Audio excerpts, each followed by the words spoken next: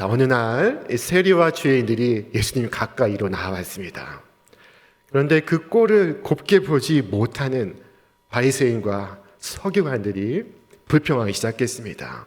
주님께서 죄인들을 반기시고 그들과 함께 음식을 먹는다는 것이었습니다. 그때 예수님께서 들려주신 말씀이 저 유명한 비유의 3부작, 잃어버린 양의 비유, 잃어버린 동전의 비유, 그리고 잃어버린 아들의 비유입니다. 오늘 함께 봉독한 이 말씀은 그 한가운데 있는 잃어버린 동전의 비유입니다. 한 여인이 드라크마라고 하는 은전 10개 중에 하나를 잃어버렸습니다. 이 10개는 목걸이가 되기도 하고 또 폐물이 되기도 하였습니다. 하나를 잃어버리면 그 전체를 잃어버린 것과 같았습니다. 그녀는 그것을 찾기 위하여 등불을 켜고 온 집안을 빗자루로 쓸기 시작했습니다. 먼지가 쌓인 곳으로 이 동전이 굴러갔을 것입니다. 어쩌면 흙더미 속에 묻혔을 수도 있습니다. 아담에게서 난 사람은 이처럼 잃어버린 은전과 같습니다. 상실된 채 자기의 존귀를 잃어버리고, 어떤 사람은 어둠 속에 있고, 어떤 사람은 먼지 속에 있고, 어떤 사람은 어리석음 속에 있습니다. 어떤 사람은 겉으로 보기에도 확연히 잃어버린 사람입니다. 그가 하는 말을 들어보십시오. 그 입에서 하나님을 모독하는 말이 나오고 있습니다. 그의 행실을 보십시오. 그의 행실이 악합니다. 방탕하고 그리고 쾌락에 익숙합니다. 그러나 어떤 사람은 겉으로 보기에는 알 수 없습니다. 전혀 잃어버린 자 같지 않습니다. 그는 도덕적인 사람입니다. 그러나 그 역시도 잃어버린 자였던 것입니다. 이 비유에서 잃어버린 자는 자신이 잃어버린 자라는 의식을 전혀 갖고 있지 않습니다. 이 동전은 자신이 잃어버린 존재라거나 지금 찾는 대상이라는 사실을 알지 못하고 있습니다. 주님 앞에 나와 무릎을 꿇고 오 주여, 저는 죄인으로소이다 라고 고백하는 것만큼 위대한 발견은 없습니다. 이것은 콜럼버스가 저 바다 건너 신대륙을 발견하는 것보다 더 위대한 일입니다. 왜냐하면 땅 끝에 갈지라도 자신이 누구인지를 알지 못하기 때문입니다. 헨리 나우엔의 글 가운데 이런 이야기가 있습니다. 엄마의 자궁에서 자라나는 이란성 쌍둥이가 있었습니다. 엄마의 자궁 속에서 여동생이 오빠에게 말을 합니다. 오빠, 난 말이지, 우리가 이곳을 떠난 후에도 새로운 삶이 있다고 믿어. 그래서 오빠가 격하게 반대합니다. 그게 무슨 소리야? 그렇지 않아. 여기가 전부일 거야. 우리를 먹여주는 탯줄이 끊어지면 우리는 끝나는 거야. 그러나 이 동생은 굽히지 않았습니다. 아니야, 탯줄이 끊어지고 우리가 이곳을 벗어나면 우리는 밝은 세상을 보게 될 거야. 우리는 엄마의 얼굴도 보게 될 걸. 그러자 오빠가 화를 내며 말했습니다. 무슨 똥단지 같은 소리야. 난 엄마를 한 번도 본 적이 없어. 내가 말했잖아. 여기가 전부라고. 딴 생각하지 마라. 여기에 사는 것으로 만족하라고. 오빠는 끝내 이를 부정했습니다. 영적으로 죄 가운데 죽어있는 죄인 역시 그러합니다. 그는 자기 자신의 상태를 인식하지 못합니다. 소돔과 고모라 성을 멸하기 전에 하나님께서 천사를 그 성에 보내셨습니다. 롯에게 이르시기를 여호와께서 이 성을 멸하실 터이니 너는 속히 이곳을 벗어나거라. 그리고는 네 사위나 네 자식이나 너에게 속한 사람이 있거든 함께 이 성을 벗어나거라 라고 말했습니다. 그러나 사위들은 그의 말을 듣고 이를 농담으로 여겼더라. 성경은 기록하고 있습니다. 시대를 막론하고 사람들은 자신의 상태에 대해서 심각하게 생각하지 않습니다. 임박한 하나님의 심판을 외쳐도 듣지 않습니다. 그들은 어리석은 자들입니다. 우리는 잘 알고 있습니다. 왜냐하면 우리도 그들과 같았기 때문입니다. 그러므로 그들이 구원받기 위해서 누군가 등불을 켜고 집안을 쓸어야 하는 것입니다. 잃어버린 자를 찾아야 하는 것입니다. 누군가 제게도 그리하지 않았다면 저는 오늘 이 자리에 설 수 없었을 것입니다. 비록 이 은전은 잃어버린 바 되었지만 그러나 잊혀진 존재는 아니었습니다. 자, 보십시오. 이 먼지 속에 떨어진 이 은전을 누가 찾고 있습니까? 주인이 찾고 있습니다. 주인이 등불을 켜고 온 집안을 샅샅이 쓸고 있습니다. 자, 이 여인은 그 은전을 발견할 때까지 찾을 생각입니다. 그녀는 이 은전을 찾기 위하여 종을 고용하지 않았습니다. 그는 자신이 직접 쓸고 있습니다. 어떤 엄마가 아이를 데리고 큰 놀이공원에 갔습니다. 그리고 그곳에서 그만 아이를 잃어버렸습니다. 아이 엄마는 너무너무 놀라서 정신이 나갈 것 같았습니다. 그녀는 말하기를 미친 여자처럼 공원을 몇 바퀴를 뛰어다녔다고 했습니다. 그녀는 자신은 앉아있고 사람을 사서 대신 공원을 뛰어다녀 보라고 말하지 않았습니다. 그녀는 있는 힘껏 아이 이름을 부르며 그 공원을 샅샅이 찾아 헤매고 있습니다. 나중엔 거의 울부짖고 있습니다. 그녀의 심장이 터질 것 같았습니다. 그리고 마침내 아이를 찾아내고야 말았습니다.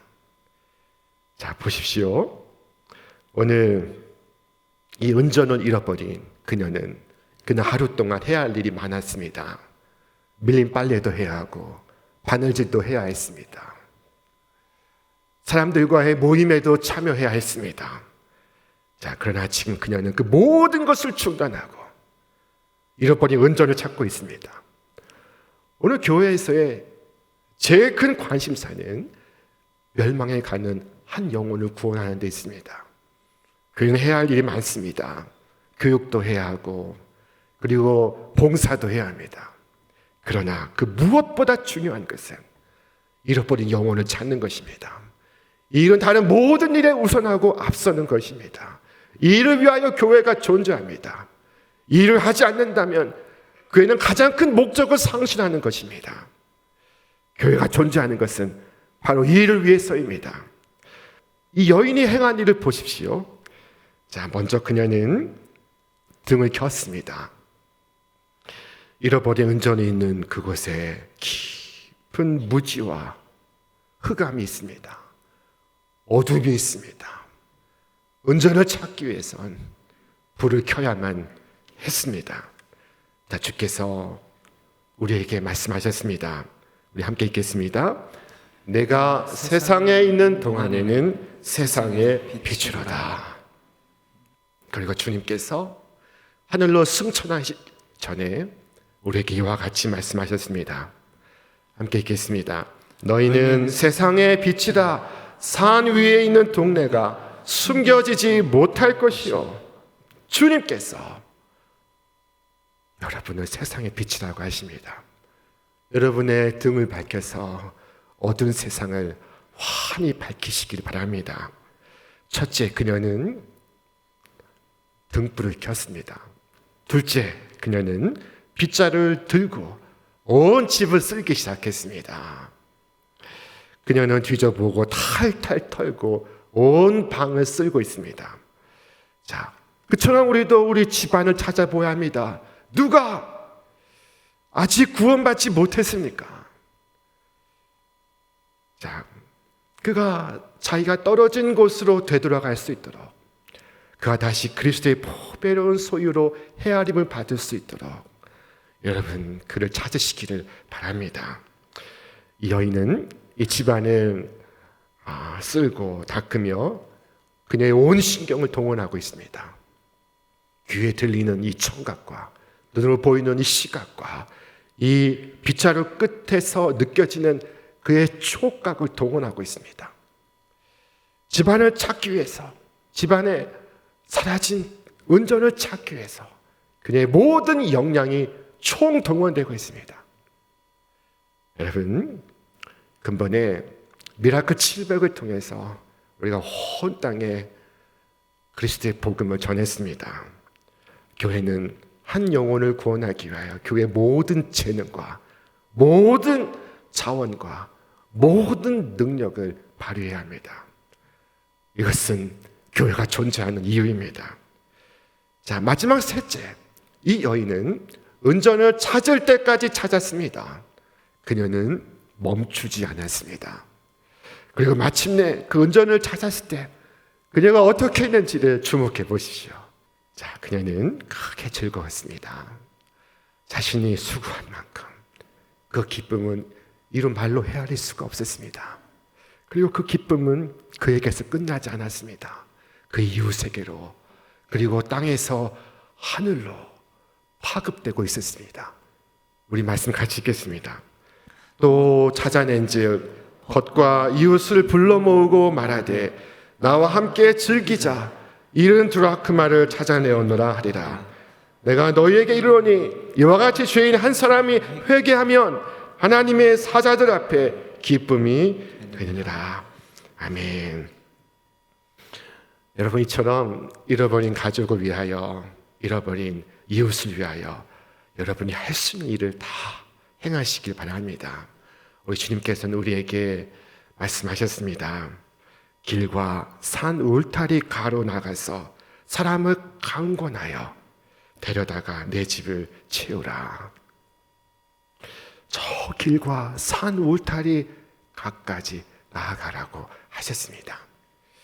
여러분, 이 일을 중단하지 마시기 바랍니다. 그렇게 하였음에도 그가 오지 않는다면 여러분은 책임이 없겠거니와 여러분이 그리하지 않아서 그가 멸망한다면 그 책임은 여러분에게 묻겠다고 말씀하셨습니다. 우리 함께 읽겠습니다. 가령 내가 악인에게 이르기를 악인아 너는 반드시 죽으리라 하였다 하자. 네가 그 악인에게 말로 경고하여 그의 길에서 떠나게 하지 아니하면 그 악인은 자기 죄악으로 말미암아 죽으려니와 내가 그의 피를 네 손에서 찾으리라. 악인에게 말로 경고하지 않아서 그가 멸망한다면 그는 자기 죄악으로 말미암아 멸망하겠거니와 그 피를 네 손에서 찾으리라 하셨습니다. 여러분, 우리는 영혼을 찾는 이 노력을 이 땅에서 중단해서는 안 됩니다. 인생의 마지막 때가 다가와 그가 임종을 맞이할 순간에도 지옥의 문턱까지 쫓아가서 그를 붙잡아야 합니다. 죽어가는 한 사람이 있었습니다. 그는 옆에 친구에게 물었습니다. 자네, 왜 자네는 내게 예수 믿으라고 말해주지 않았는가? 이에 그 친구가 말했습니다. 친구여, 내가 자네에게 말하지 않았던가? 그러자 그 죽어가는 친구가 그에게 말했습니다. 그래, 자네는 그런 나를 책망하지 않고 재촉하지도 않았으며 항상 조용한 목소리로 말했지. 그러나 그때에도 나는 자네가 내 목을 부여잡고 흔들기를 원했네. 왜 그런 줄 아는가? 지옥에 떨어지는 순간에도 잠을 잘 정도로 무심한 죄인이기 때문일세. 죄인은 그렇단 말이세. 자, 여기 한 여종이 행한 일을 보시기 바랍니다. 한 번은 아람 왕이 신임하는 그 나라의 국방장관 나하만이 나병에 걸리게 되었습니다. 온 국민이 슬픔에 잠겼습니다. 그때 이스라엘 땅에서 데려온 한 어린 여종이 나만 장군의 아내에게 다가가 말하기를, 주인님을 저 이스라엘에 보내면 그곳에서 치유할 자가 있나이다. 그가 나병을 고칠 수 있나이다. 자, 과연 이 나아만은 어떻게 반응할까요? 이스라엘에서 데려온 어린 여종의 말을 듣고 이스라엘로 내려갑니다. 왕의 친서를 들고 내려갑니다. 가서 선지자 엘리사를 만납니다. 그리고 정말 깨끗이 치유를 받았습니다. 자, 여러분, 이 어린 소녀에게는 능력이 없어도, 지위가 없어도 그녀가 할 수 있는 것을 하였습니다. 그녀는 알았습니다. 그리고 그녀가 안 것을 말해 주었을 뿐입니다. 여러분, 멸망해 가는 이를 위하여 여러분 어떤 능력을 발휘하고 있으십니까? 어떤 수고를 감수하고 있으십니까? 사랑하는 여러분, 여러분의 형제와 자매를 이 계절에 주께로 인도하시기를 바랍니다. 주님은 죄악의 도성이 멸망해야 될 것이라는 생각에 차갑고 냉담하게 반응하셨습니까? 그렇지 않습니다. 그분은 마치 샘 솟듯이 눈물을 흘리시고 있었습니다. 오 예루살렘아, 예루살렘아, 암탉이 자기 새끼를 품과 같이 내가 네 자녀를 품으려 한 일이 몇 번이었느냐. 예수님의 눈에는 눈물이 흐르고 있었습니다. 자, 예수님을 따라서 우리도 그 마음을 품을 수 있기를 바랍니다. 이 예배 후에 주님께서 우리의 가정으로 보내실 것입니다. 우리의 일터로 보내실 것입니다. 주께서 말씀하셨습니다. 같이 읽겠습니다. 아버지께서 나를 보내신 것 같이 나도 너희를 보내노라. 주님께서 사명을 주시고 우리를 보내십니다. 우리의 가정으로 보내십니다. 우리의 자녀들에게로 보내십니다. 남편에게로 보내십니다. 친구들에게로 보내십니다. 가서 설명하고 권면하고 재촉하고 그렇게 해도 되지 않거든 그의 손을 잡으시기를 바랍니다. 우리는 세상의 마지막 때를 살고 있습니다. 그러나 사람들은 지체하고 있습니다. 이때 늑장 부리고 있는 죄인의 손을 잡아 끌고 그곳에서 도망쳐 나오는 천사의 손길이 되시기를 바랍니다.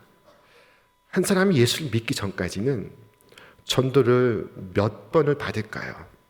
통계에 의하면 7번 전도를 받는다고 합니다. 한 사람이 교회를 한번 나오기까지 7번 전도를 받는다는 것입니다. 한 번 실패할 수 있고 2번 실패할 수 있고 3번 실패할 수 있습니다. 그러나 낙심하지 마십시오. 주께서 무엇을 말씀하셨습니까? 우리가 선을 행하되 낙심하지 말지니 피곤하지 아니하면 때가 이름에 거두리라. 선한 일을 하라는 것이 첫 번째 메시지요. 때가 이르면 거두리라 하신 것이 두 번째 메시지입니다. 근데 이 첫 번째와 두 번째 메시지에 낙심이라는 함정이 숨어 있습니다. 사랑하는 여러분, 선을 행하되 낙심하지 아니하면 여러분은 반드시 영혼의 열매를 거둘 것입니다. 여러분의 잃어버린 형제가 어디 있습니까? 여러분의 가족이 어디 있습니까? 가인은 하나님께 질문 받았습니다. 네 아우 아벨이 어디 있느냐? 네 어린 동생이 어디 있느냐? 그때 하나님, 내가 내 아우를 지키는 자니까 라고 반문하시겠습니까? 여러분, 하나님 앞에서 내 형제를 두고 계산해야 할 때가 올 것입니다. 여러분의 형제는 지금 어디 있습니까? 여러분 남편은 지금 어디 있습니까? 그중 하나가 지금 지옥의 문턱에 있는데 그저 바라만 보고 있으십니까? 목사님, 이 사람은 안 됩니다. 이 사람은 제가 포기했습니다. 두 손 두 발 다 들었습니다. 여러분, 주님도 포기하셨습니까? 주님께서 포기하라고 하셨습니까? 주께서 무엇을 말씀하셨습니까? 아버지께서 내게 주신 자 중에서 하나도 잃지 아니하였사옵나이다. 여러분, 주께서 여러분에게 주신 자를 여러분은 벌써 포기하셨습니까? 자, 이 여인의 비유 직전에 잃어버린 양의 비유가 등장합니다. 양은 종종 길을 잃습니다. 자, 목자는 그 양을 찾아가고 있습니다. 산을 넘고 계곡을 넘어 가시 동굴을 헤치며 피가 흘러나오면서 양을 찾기를 포기하지 않습니다. 고용된 사꾼 목자는 아마 이렇게 말할 것입니다. 여기 보시오. 여전히 양이 99마리가 있지 않소. 99마리나 100마리나 무슨 차이가 있어? 다 거기에서 거기지. 자, 여러분, 참된 목자는 결코 그렇게 생각되지 않습니다. 한 마리가 빠진 99마리를 100마리로 여길 수가 없습니다. 결코 그렇게 되지 않습니다. 하나하나가 동일하게 소중한 것입니다. 그러므로 선한 목자는 99마리의 양을 두고 한 마리를 찾아 나섰습니다. 잃어버린 그 한 마리 양이 다른 양들보다 인품이 탁월하기 때문이 아닙니다. 목자에게 기쁨을 주기 때문이 아닙니다. 그가 타인의 본이 되기 때문이 아닙니다. 정반대이기 때문에 그를 찾는 것입니다. 그가 길을 벗어났습니다. 목자는 양에 대해서 생각만 하고 있지 않습니다. 지금 그는 어린 양을 추적하고 있습니다. 가시밭길을 헤치고 있습니다. 자, 죄인들은 얼마나 담대한지요. 죄인들은 얼마나 무모한지요. 죄인들은 얼마나 위험한지요. 그래서 지체하면 어떤 일이 일어날지 알 수 없습니다. 목자는 지금 달려가고 있습니다. 산길을 그는 달리고 있습니다. 작은 속삭임 하나에 그의 온 신경이 곤두서 있습니다. 그의 시각과 청각과 촉각이 발휘되고 있습니다. 자, 이것이 바로 우리 구주께서 지난날 내게 행하신 일입니다. 사랑하는 여러분, 우리의 목자는 포기하지 않습니다. 여러분은 어떠하십니까? 주님, 저는 지난날 한 영혼을 주께로 인도했고 지금도 인도하고 있으며 앞으로도 인도할 것입니다. 왜냐하면 이것이 가장 의롭고 옳으며 제가 해야만 하는 일이라는 것을 알기 때문입니다. 기도하시고 결단하시기 바랍니다. 여러분을 통하여 하늘의 기쁨이 이 땅에서 저 영원한 나라에까지 널리 파급되기를, 온 땅에 가득하기를 주님의 이름으로 축원합니다.